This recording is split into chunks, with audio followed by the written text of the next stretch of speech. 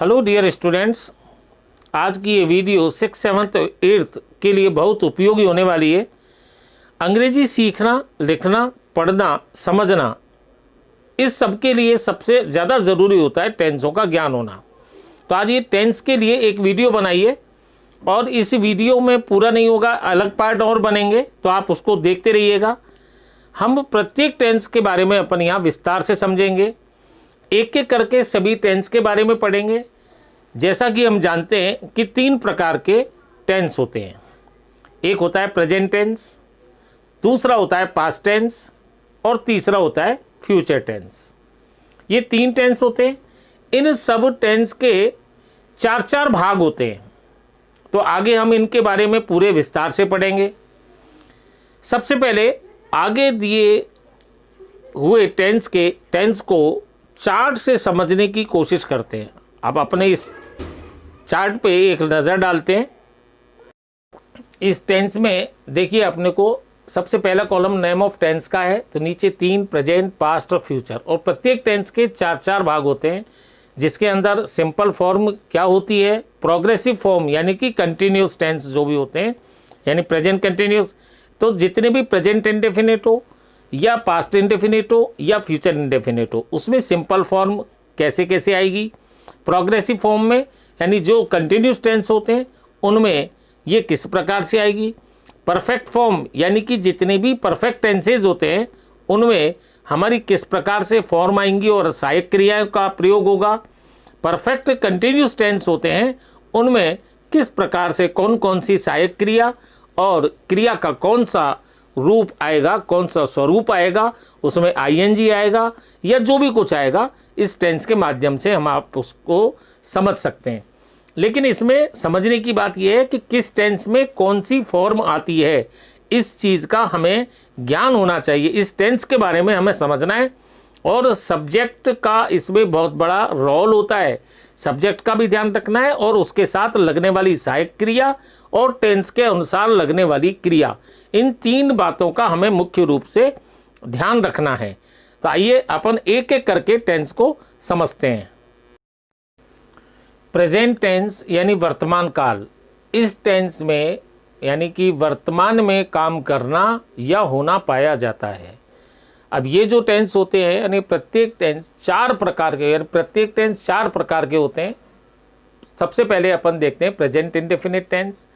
इसकी पहचान क्या होती है? इस टेंस के वाक्यों के अंत में यानी कि जो हिंदी का वाक्य होता है उसमें ता है, ती है, ते है, ता हूँ, ये आते हैं।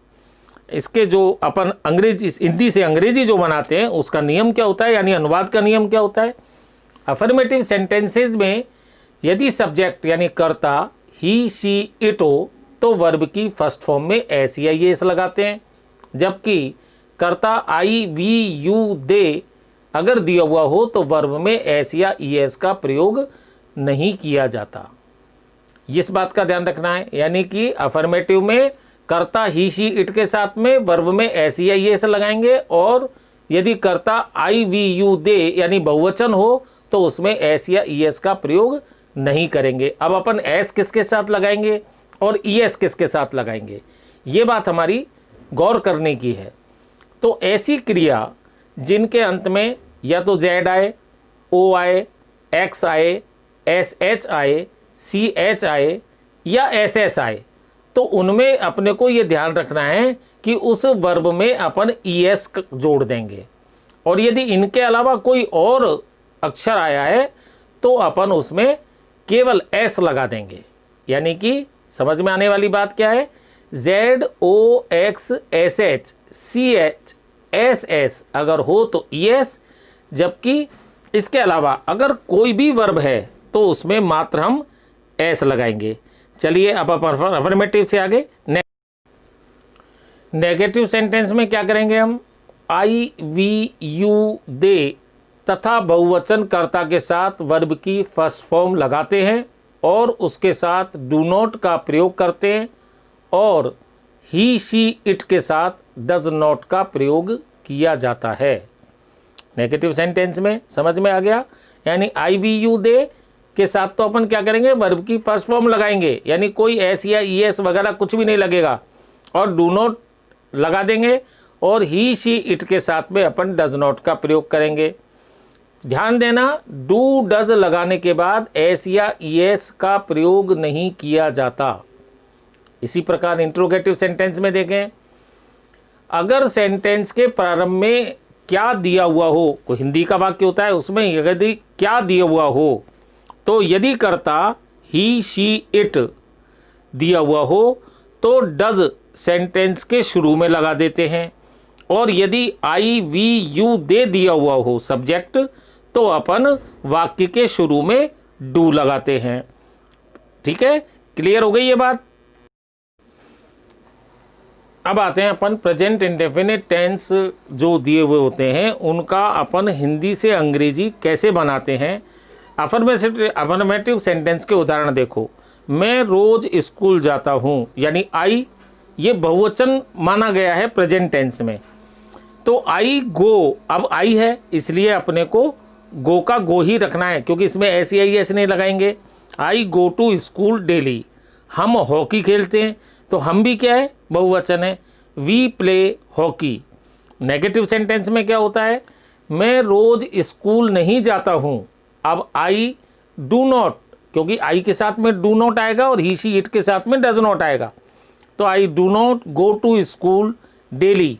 वह नहीं खेलता है, अब ये वह यानी ही एक वचन है, और तो इसमें ध्यान रखना अपने को डज लगाएंगे, he does not play. Interrogative sentence में क्या होता है, क्या रुचि एक गीत गाती है, तो रुचि एक वचन है इसलिए does Ruchi sing a song. अब डज आ गया तो एस या ईएस वर्ब में नहीं लगेगा। क्या मैं एक पत्र नहीं लिखता हूँ, तो डू आई नॉट, अब आई को बहुवचन माना है प्रेजेंट टेंस में, तो do I not write a letter. ये अपने को इस तरीके से, इस तरह के उदाहरण आप 1 2 3 4 5 आपके दैनिक उपयोग में आने वाले हिंदी के वाक्यों को इसी प्रकार से अंग्रेजी में बनाकर देखिए, उदाहरण में लिखिए, और इन सब बातों को आप अपनी एक नोटबुक में उतार लीजिए जिससे कि आपको कोई भी विस्मृति होने पर उसको अपन दोबारा देख सकें। ठीक है, अब इसके आगे का भाग अपन एक अगले वीडियो में देखेंगे। तो आप वीडियो देखने के लिए ज़रूरी है कि आपने यदि चैनल सब्सक्राइब नहीं किया है तो प्लीज़ सब्सक्राइब कर लें, जिससे कि कोई सी भी नई आने वाली वीडियो की जानकारी आपको सबसे पहले और तुरंत मिल सके। See you in next video, bye. Tell me pretty lies, look me in the face, tell me that you love me, even if it's fake.